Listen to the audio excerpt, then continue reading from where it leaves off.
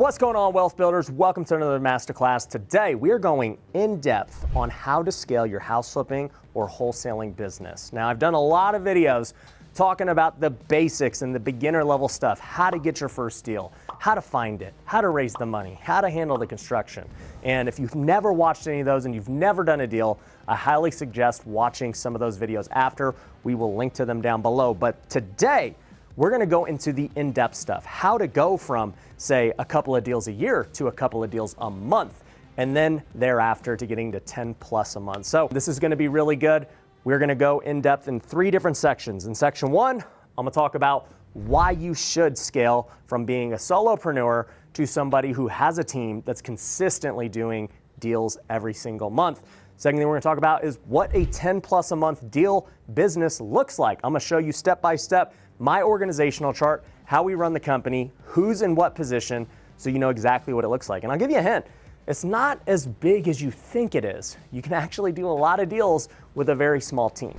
And then the third thing is I'm gonna show you how exactly to go build it and run that kind of business so that you can be making 7 figures plus every single year with the right team. So before I jump into all that, if you're brand new to my channel and you have no idea who I am, my name is Ryan Pineda. I'm a real estate investor. I've been in the real estate industry since 2010. I started flipping houses in 2015 as a solopreneur, just like you. 2015, my first year, I bought 5 houses and I made $50,000. I wasn't able to sell them all throughout the year, but you know, as far as profit goes, made 50 G's my first year. I was super excited. Second year, we were able to scale to buying 20 houses and I was able to make $200,000. So it was a big leap, almost 4x my income, strictly from just doing the things I'm about to tell you. Then the next year, okay, I was still solo, not having anybody else. The next year I hired my first employee in 2017 and we did $750,000 in profit. And so with just one person, and in my 3rd year in the business, we made a lot of dough. And then my 4th year was when I started to realize the things I'm about to show you in this video. I hired a team, we had people, and we made over $2 million.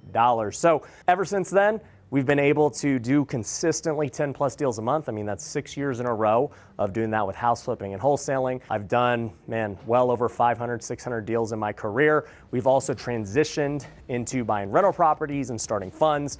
We currently manage over 550 plus rental properties. And so the skills and the organization I'm about to teach you is going to be applicable to whatever you want to do. If you want to transition from house flipping to buying rentals to doing funds and everything, what I'm sharing with you is going to help you get to the next level. So that being said, let's hop into why you should scale from solopreneur to business owner. The first reason you should choose to scale from solo to running an actual business is because when you're solo, you just have a job. At the end of the day, the business goes as you go. If you want to go and take a vacation or you want to go take some time off, well, guess what? You're not going to make any money. Your income will drop.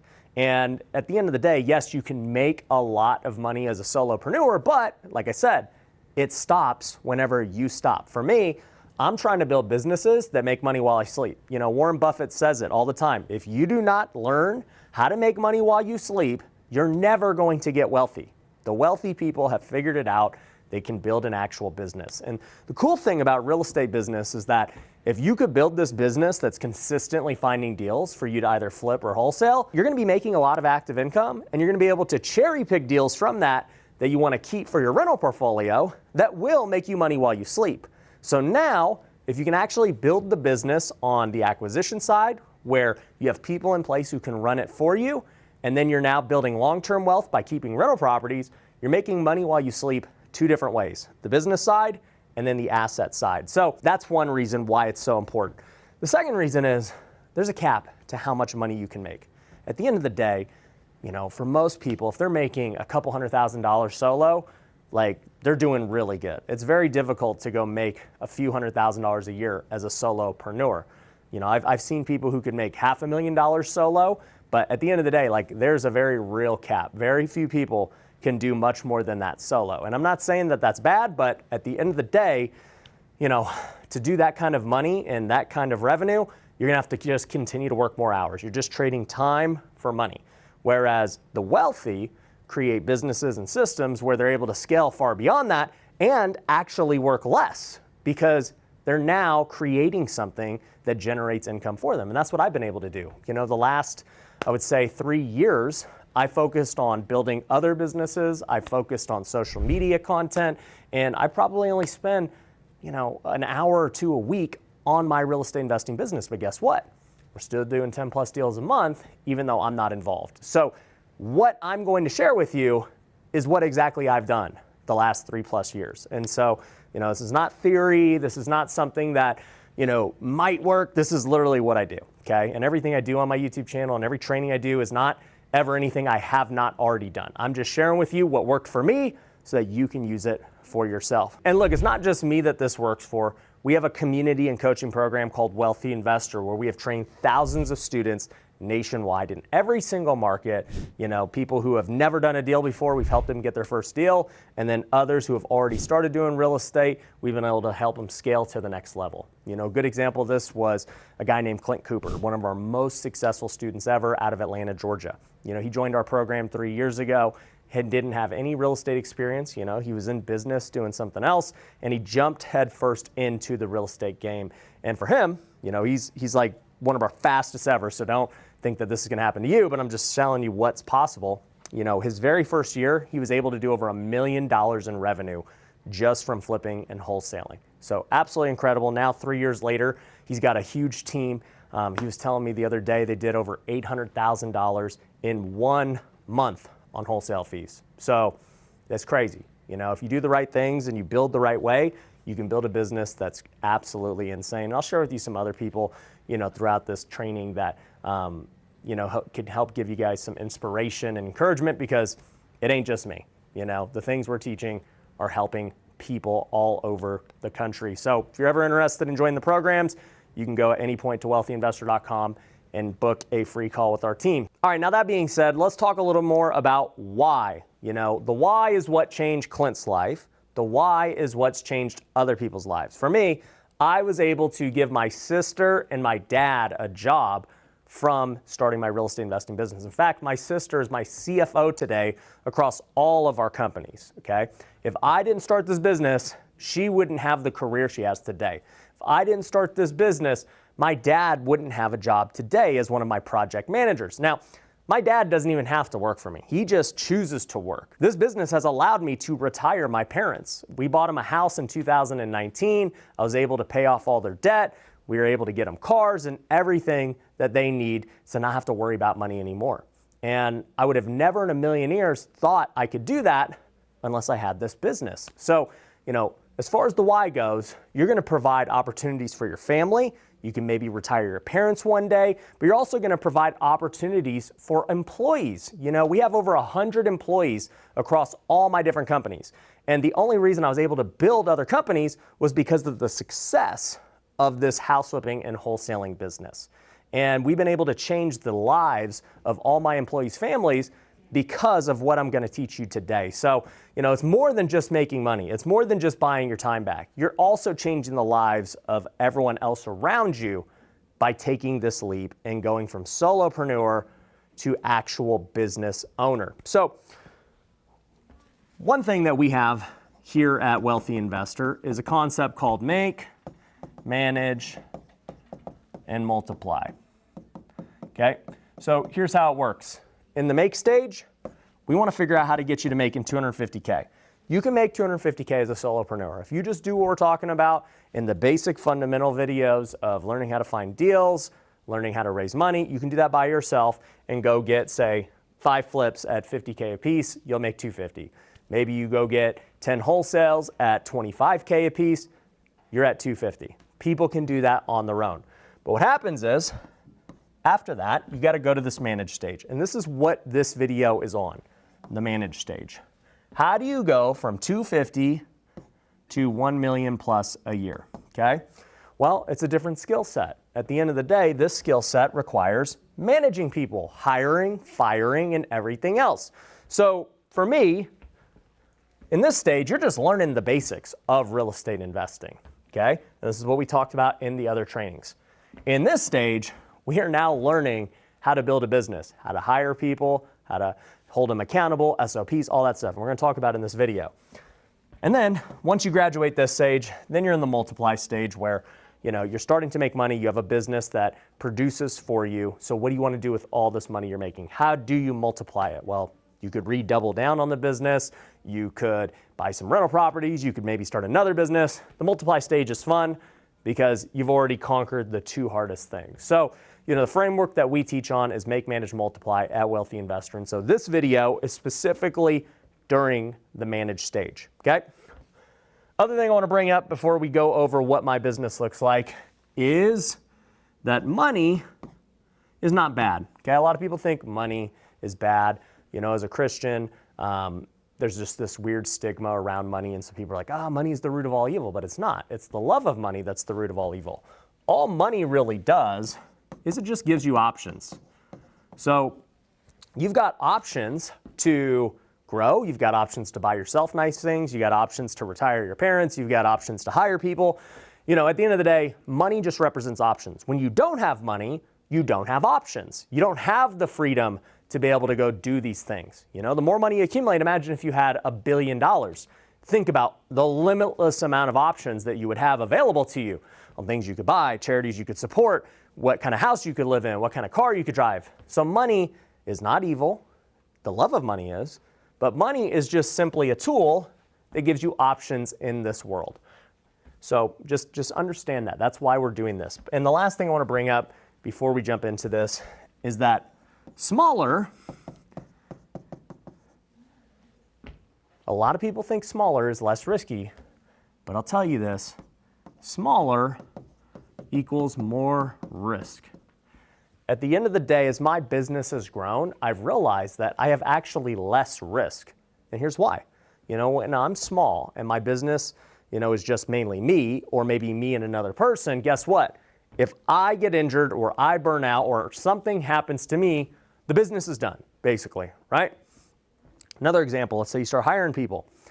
So you got two people on your team. If one person quits, you've got a huge hole in the business now, right? Nobody can really step up and just fill that role. It's going to take basically you doing double the effort now to fill that role. Whereas when you're a big business, let's say you got 100 employees, if one employee quits, you lost 1% of your workforce. It's not as big of a deal once you start getting bigger. And so, at the end of the day, Coca-Cola is going to keep running regardless of how many people quit, how many people get fired, because they're so large and massive, and they've built such a system and a team where they can go find a replacement, they have great processes, and somebody can do the job. That's not the case when you're small. So being smaller actually has more risk. So many people get it twisted and they think, if I just remain smaller, I don't have overhead, I have less risk. It's like, no, dude, you actually have way more risk staying small, okay? You have less risk the bigger you go. And so it is your job and it is your duty, not just for yourself, but for those around you, for the people you want to impact, to go big. So at the end of the day, go big. That's the goal. That's what I'm trying to teach you today, okay? So hopefully your mindset's right. You get it. Going big is huge. That's what it's all about. Another person in our coaching program who went big, her name is Zasha. She's out of Hawaii. She was actually one of the first people to join our program. She was an engineer who was working a safe W-2 job, and she decided, what? I don't want to play it safe. Playing it safe is actually more risky than not playing it safe. And so she said, what? I'm gonna jump into real estate investing. She quit her job, did her very first flip. I think on her first flip, she made close to $100,000. In Hawaii, they have high price points and so bigger profits.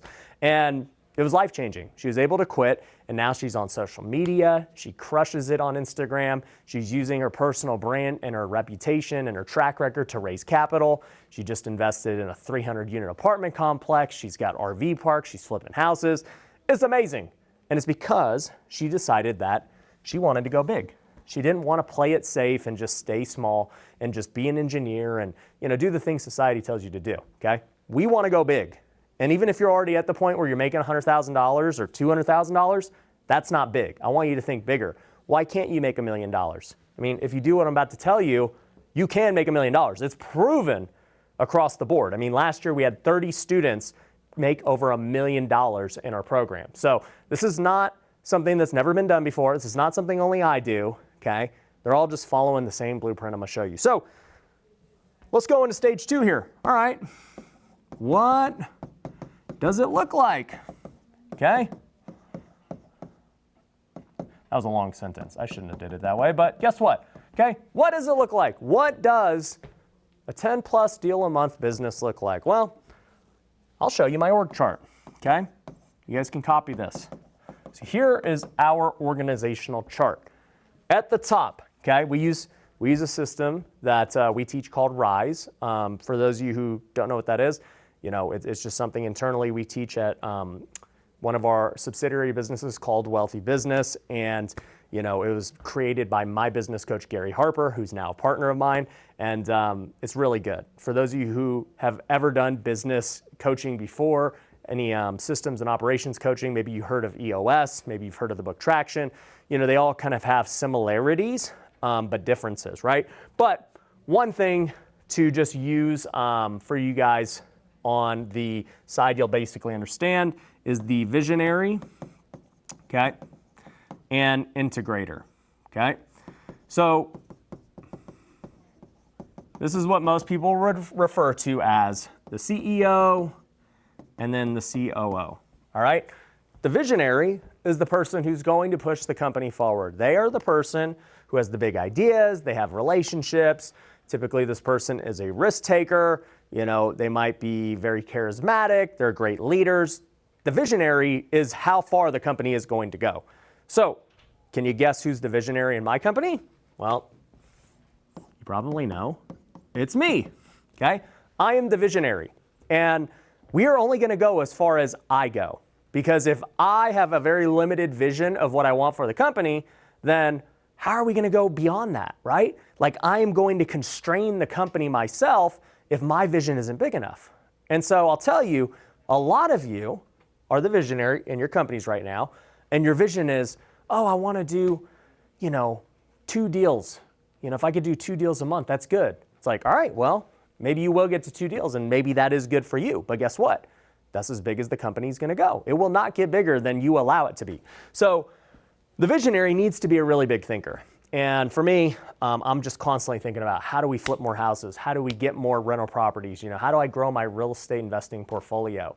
You know, it all depends on me as the visionary, okay? Now, here's the thing with visionaries. They're not very good at actually doing the day-to-day things. They're very much like in the clouds thinking of all these great ideas. Somebody's got to actually do those ideas for them and operate the business on a day-to-day basis. Well, for us, we have this integrator, which is your COO, and his name is Monty, okay? Monty has actually worked with me since 2019. He's worked his way up through the company, started out as a sales guy, then became our marketing guy, then became our dispositions guy, and I'll talk about what those positions are. But now he's become the COO and he's doing amazing. But Monty's job is to run our company on a day-to-day basis. He is managing the entire team, okay? And it's a very important role. Like, I don't need Monty to come up with all these different new ideas. I just need him to execute my ideas and the things we want to do, okay? He's the guy who's going to say, if I walk in the room and I say, hey, I want to figure out how we can go make 20 deals a month. You know, here's some ideas I have. We could do this kind of marketing. We could do that. Maybe we need to hire this. His job is to say, no, this is a good idea, or yes, or sorry, his job is to say, no, this is a bad idea. That won't work, because he's in it. He knows. Or he's going to say, actually, that's a really good idea. You know, this is what would need to happen to do it, but we can totally do it. And so his job is to execute on this vision, okay? Now, like I said, most of you who are watching this right now, you're probably visionaries, right? You're thinking about, man, how can I do this many deals? And so what you're probably lacking is somebody to help you execute your vision. There are very few people that are just good at both. It's rare. I am not good at both. I'm a terrible COO.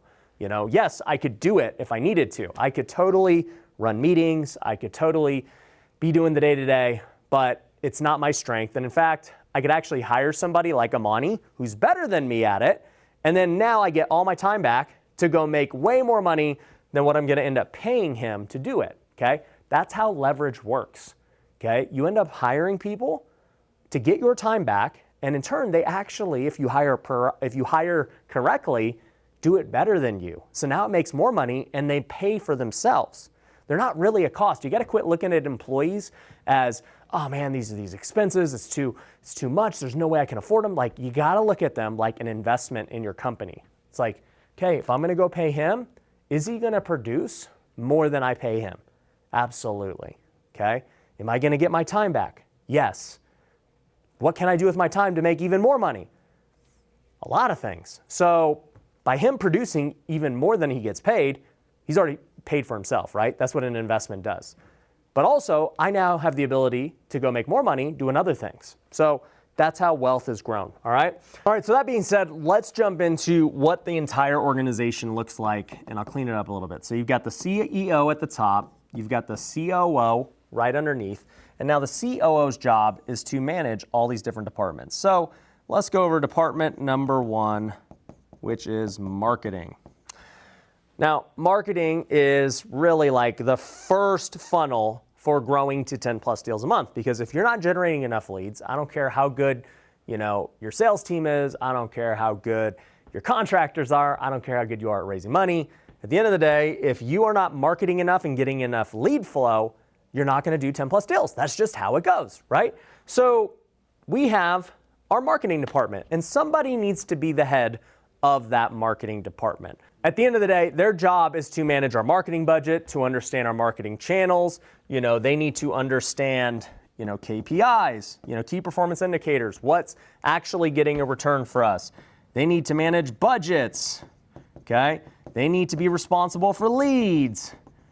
They need to be responsible for understanding their conversions and everything else. So for us, when we build the marketing department, we kind of reverse engineer, right? We've done marketing for so long. We spent, millions of dollars in marketing. And so we understand what kind of works for us and what doesn't. I'll tell you, for us right now, we spend a lot of money on marketing for TV and PPC, okay? PPC is pay-per-click.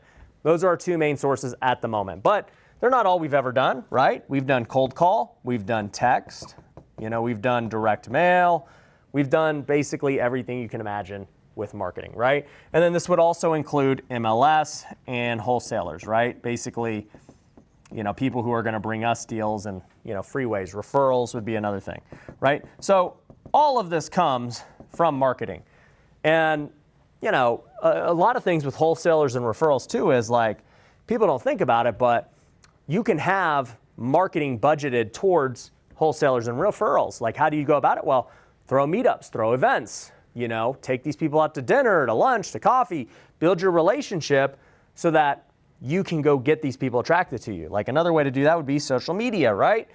You guys are watching this from social media. So our marketing department handles all of this stuff, and somebody is in charge of everything with marketing, okay? In our current company, Monty is the guy. Monty handles all of our marketing, even though he's also the COO. So don't think that, hey, if my COO's this, he can't do anything else. That's not true. The COO can still handle different departments themselves. A lot of COOs are wearing a lot of different hats in the company beyond just managing the entire overall thing. All right? So you've got the marketing. The next one you're going to have is sales. Okay? So sales are taking what marketing is creating, all of the leads, and they're closing, right? And they got their own KPIs. We want to know how well these guys are converting. To give you some examples of our KPIs, we want to know talk time, like how often our sales team is on the phone talking to sellers. We want to know lead conversion, right? So if we send our guy on 5 appointments, how many of those is he converting? Is he converting at 20%? Is he converting at 10%, 30%? What is it, right? And we're going to have a standard for which we expect him to convert, because guess what? If our guy's going to all these appointments and he's not closing deals, we know something is wrong. Either he's not doing his job and converting properly, or he's not getting sent on great appointments, right? And it's always hard to figure out which one's true, right? It's usually a combination of not performing and also, some stuff that's out of his control, okay? So, in both cases, we can try and figure out what's the reason. If he's getting sent on bad appointments, then we know it's probably the marketing team's fault, and we got to figure out how we can get better leads. If we know he's just not closing properly, well, that's a sales issue, and he's going to have to be corrected on how to do his appointments better, okay? So, sales, they have their own KPIs, They're also trying to figure out different exits. So we have different exit strategies that we utilize in this business to get a sale through, right? One is just the cash offer. Okay, we can offer straight cash, and that's the easiest. Sellers get it. And just the game with the cash offer is you got to just get a big enough discount in order to make it go through, right? But another thing you can do is, creative. So maybe we do a subject to, maybe we do seller finance, maybe we're doing a novation deal, a net listing type deal. There's a lot of creative things that we can do if the cash offer is not good, right? Another one would be listings, okay? So is the sales team good enough to say, hey, you know what? The seller doesn't want a cash offer. They're not open to these creative things. Well, let's at least make some money on it and go for a listing, right? A listing's always our last option as far as the traditional sense where a realtor makes, 1, 2, or 3%, right? So, at the end of the day, these are the things the sales team is working on. They got their KPIs, they've got their exit strategies, and they're just trying to close the leads that the marketing team is generating. Now, I'll give you some insight on how our sales team works, okay? We have what's called setters and closers, okay? So the setters are here in the office right here in Vegas, okay? And their job is to take all the inbound leads from marketing and just get on the phone with them as soon as possible, right? Like if a lead hits our system, I want the setters talking to them in less than a minute, right? Because guess what? Time kills all deals. And so if you get a lead in your database and you spent money for it, right? You spent your marketing dollars to get this lead, and all of a sudden, it takes 24 hours to get back to the person. Do you think that they might have already called other competitors too to get an offer? Do you think that maybe, it was right then and there that they wanted to do a deal, and maybe 24 hours later they're like, you know what? Actually, I don't want to sell my house. Like, there's lots of things that happen when you have time spread out. Imagine if you called a year later, like they're probably not interested, right? That's an extreme example, but that's the point.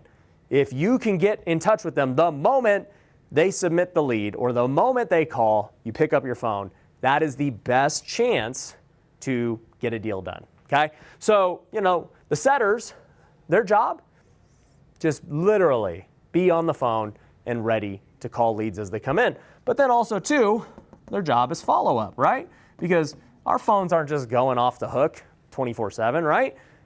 If we generate, say, 10 leads a day, then, the setters are spending a lot of idle time, not picking up these brand new leads. So that's why I say, like, if a new lead comes in, we should be hitting them and picking it up very quickly. But what do they do the rest of the time? Well, they follow up. Because think about this, right?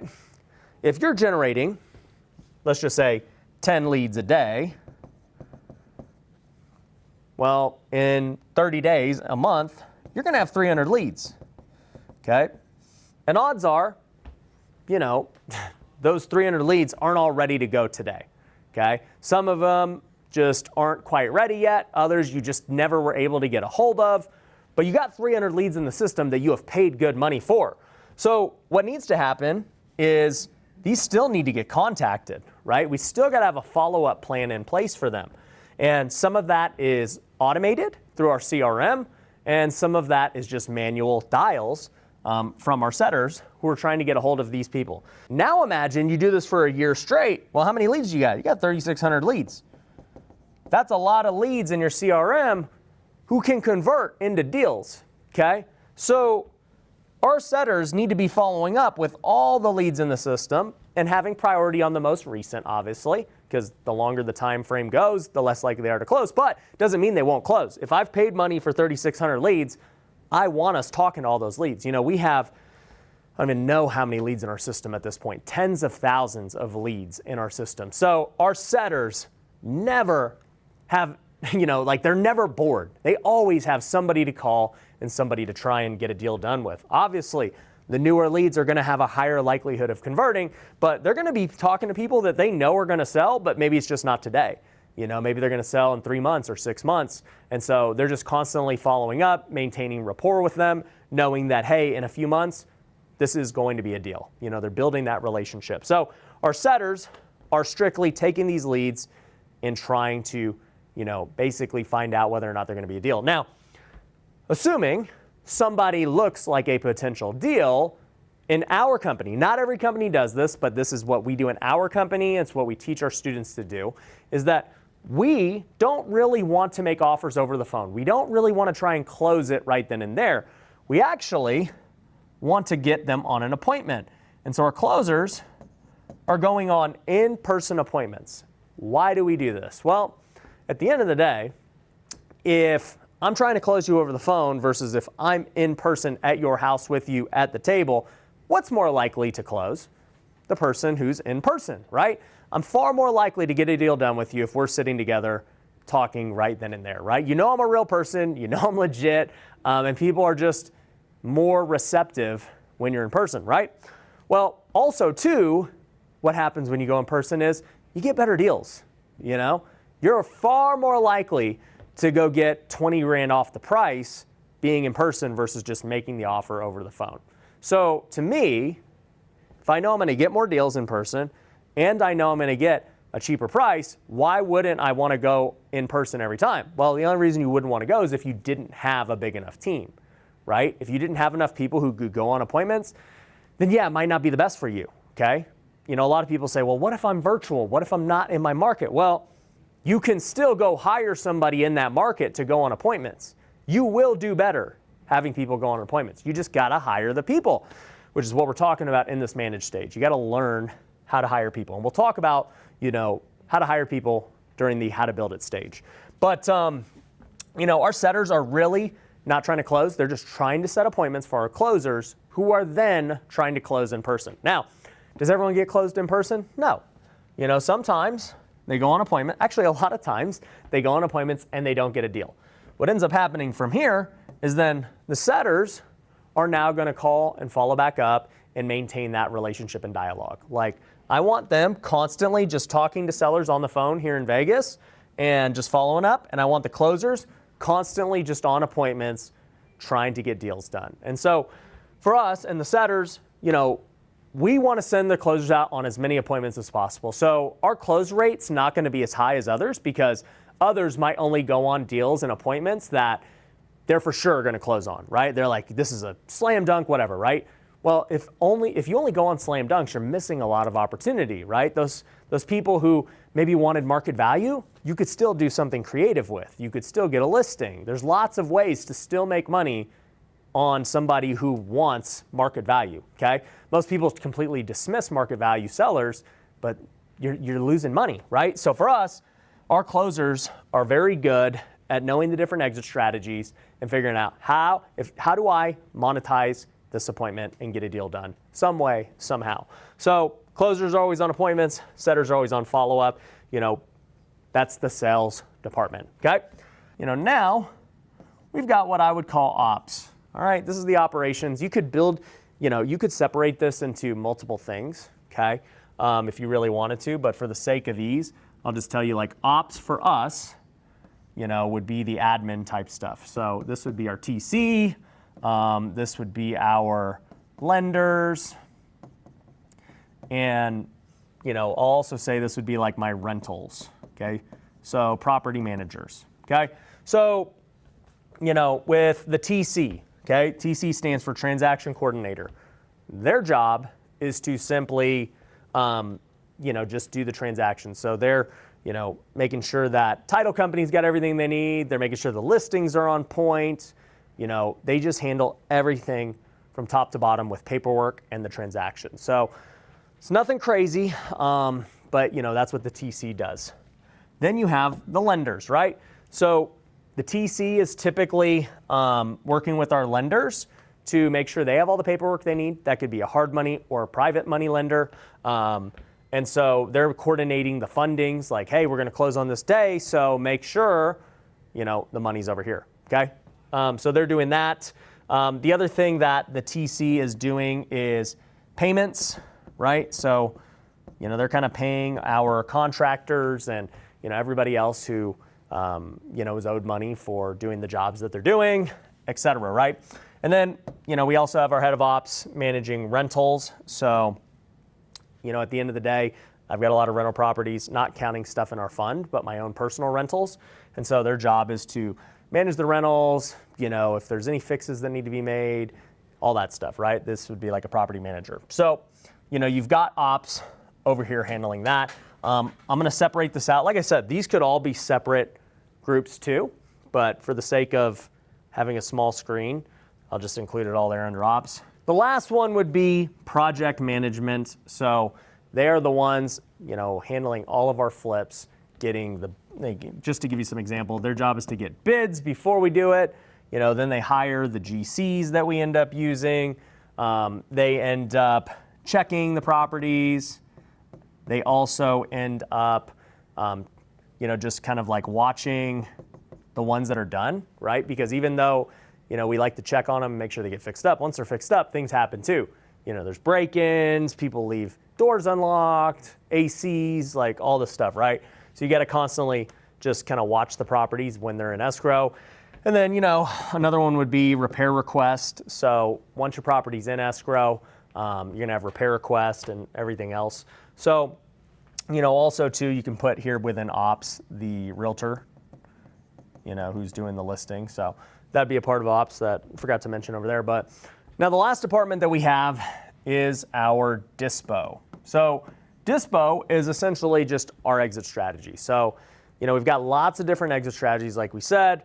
And so it just depends on which one we use, right? So if we are flipping it, then, our realtor is going to be here because our realtor is the one listing it and everything else. The realtor would also list it if we just got a normal listing, okay? The other side of it would be wholesale. So on this side, we're not buying it. We're actually just assigning the contract. And so over here, you're just going to have your buyer's list. And, basically this dispositions manager is going to figure out who they want to wholesale the deal to. So, they're either listing it with a realtor or we're wholesaling it to a buyer, right? And, the same is true. If I decide to keep it as a rental property, I'm essentially just wholesaling it to myself. That's how it works, right? Myself, Ryan, as an investor. So, overall, these are the departments, okay? If you are solo, you actually have all these departments still. It's just you do them all, okay? If you're trying to grow your business, well, you need to figure out who fits in the right seat, right? And so we'll talk about how to hire people. But, the point I want to make here is if this is the whole organizational chart, how many do you need if you're trying to grow and build your company? Well, I'll tell you, for me, if we're doing 10 plus deals a month, my team's not as big as you would think, okay? For one, we've got a COO, Monty. So that's one. On the marketing side, Monty actually is still doing the marketing. So, we got one right there for marketing and COO, same thing, right? On the sales team side, we have a sales manager. We probably have about 3 setters right now, and we have 2 closers. So, we basically have 6 people on the sales team, okay? Then on the ops team, we have a transaction coordinator. The lenders aren't really on the team. They just handle that. So really our TC is in head of ops, so they do everything. On the project management side, we have my project manager, Daniel, plus my dad in project management. So, we have 2 people over there. And then on the disposition side, Monty actually still handles that and, runs our buyers list. And then we have a realtor, Nick, who lists all of our properties and everything. So all in all, we have, 7 there, 10, 11. We have 11 people on the team, and, I guess you have me too. So that's 12, right? So 10 deals a month, 11 people. Now, I'm not saying that there's a correlation between how many people you have and how many deals you do. I think with our current team, maybe like a couple more people, we could get to 20 plus deals a month. But, for us to do it, we're going to have to increase our marketing. Okay, so Monty is going to have to figure out how we're going to spend more to get more leads. Maybe we're going to go into a different market. There's more strategy involved. And that's where him and I would talk as CEO and COO. From there, if we get more leads, okay, do we need to go hire more sales team to handle all of these leads? Or does the sales team have capacity to work the leads that they currently have? I don't know, right? Those are questions that we have to answer if we want to keep scaling that high. But how much money are we going to need? How many more lenders, right? If we're wholesaling, we don't really need more lenders. We're just going to sell it to buyers, okay? So that all depends. Then we got to ask ourselves, well, how many GCs are we going to need if we're trying to scale up, okay? And that's be something I talked to Daniel about with project management, okay? And then on the buyer and dispo side, we already got our buyers. It's like we just need to get more deals for them. So, all in all, you can just kind of see how all of this flows, and it's just kind of like reverse engineering how big you want to go, right? If you can figure out the exact ratio of how many leads you need and how many salespeople to work those leads, you're going to get enough deals. Then you'll figure out how much money you need, how many contractors you need, or how many buyers you need, okay? The cool thing about wholesale is you don't need lenders or contractors if you're just wholesaling. It's a much easier business model. But nonetheless, this is the blueprint to doing 10 plus deals a month. And this is exactly what we teach all of our students at Wealthy Investor. Many have used it, like I shared with Clint and Zasha. We actually even had a lot of young investors do it. We have one of our coaches now started as a student when he was only 19 years old. His name is Vlad. And at 19, I helped him actually do his very first deal. I closed it for him, and it was a beautiful thing. Since then, in just a little over 3 years, he's now 22, 23 years old. He has a chance to do over $1 million this year in his business. So absolutely incredible. I'd love to have you at Wealthy Investor in our program as well. Vlad might end up becoming one of your coaches. If you join, you'll meet so many of our amazing students at our events, and it's just a beautiful thing. So if you're interested in learning more about the coaching program, you can book a free call at wealthyinvestor.com. But let's talk about this last thing, okay? Number 3, how? How do we build a business like this, right? I told you the org chart. I've told you a lot of different things that go into it, but how exactly do we go about it? Well, for me, step number 1 is I always teach top down. And now I'm not talking about like dropping your top. I'm talking about when you hire people, you hire from the top down. So going back to the org chart, this person, the COO, is the first person I want to hire, because guess what? If I do a good job hiring this person, they're going to be able to hire this person, this person, this person, this person, and this person, okay? Versus me, and what most people do would be hiring bottom up. And so they say, oh, I need an ops guy. Oh, I need a sales guy. And so they're busy hiring all these people, and then they're still the one managing all these people. They're still the CEO and the COO, okay? So you need to get somebody first who can then manage all these people and hire those people too. It doesn't mean that you're not going to be involved in the process. You're absolutely going to approve people that you want in your company, especially as you're growing. But for me, this is how I hire. I hire top down, okay? Next thing that we do when we're hiring are making sure that people have our core values, all right? So core values are so important. Okay, I'll give you my core values just so you know, okay? Number 1 is serve others, right? I only want people who serve others. I don't want selfish people who don't want to help out, okay? Number 2, train daily. I want people who want to get better every single day in all aspects of life. Like I want people who want to improve at their job. I want people who want to improve their health, who want to improve their faith. I want people who train daily, okay? Next one, play fair. Okay, I need people with integrity. I don't want anyone who's going to cut corners and, try and do these sketchy things. I want people who play fair. And lastly, no ego. All right? If I have these things, I have people who are super talented, they're trying to train daily, they're doing all these things, then they're probably very successful, right?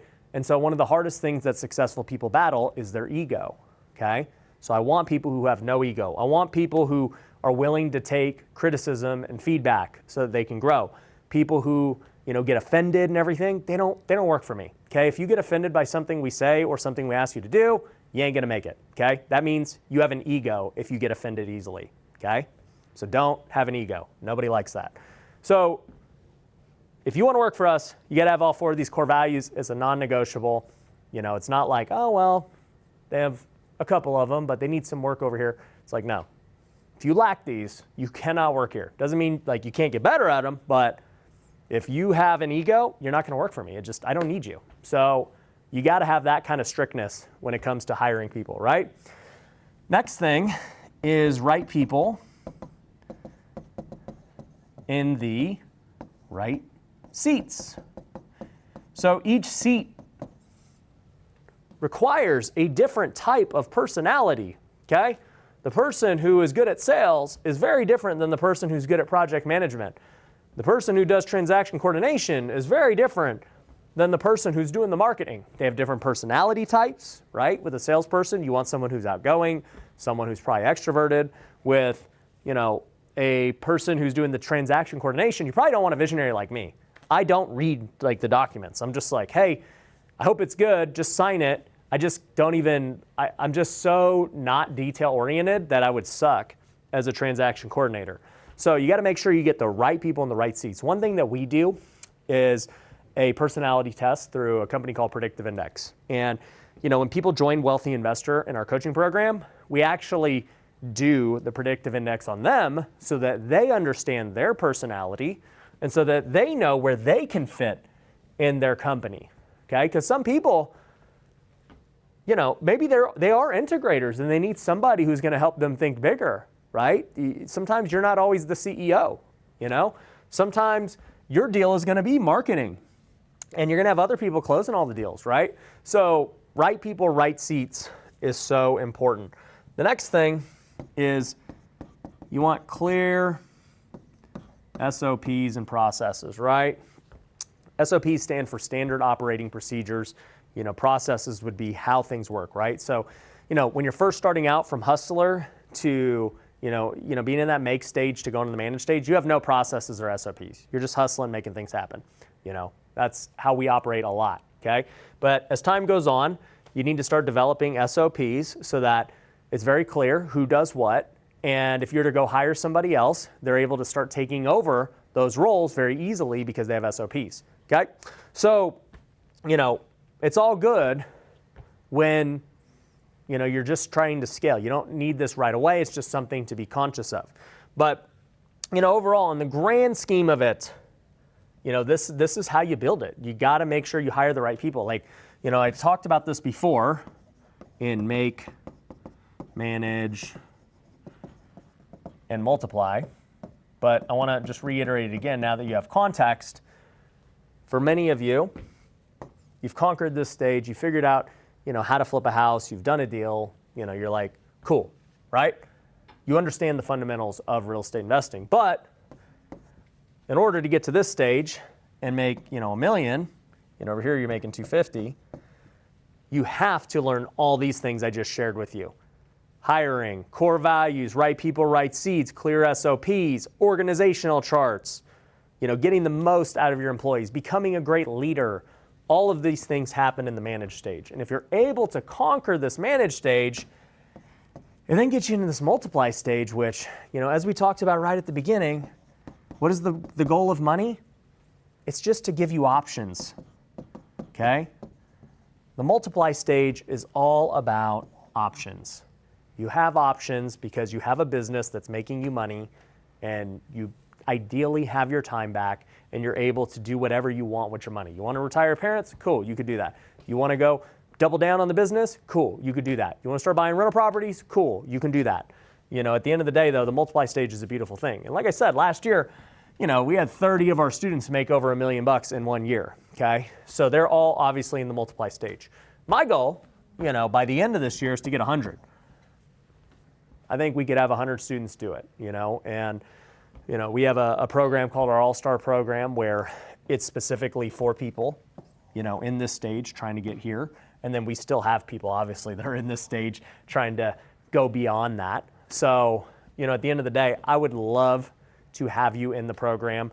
Like I said, you can learn more about it if you just go to wealthyinvestor.com and you can book a call with our team. It's completely free.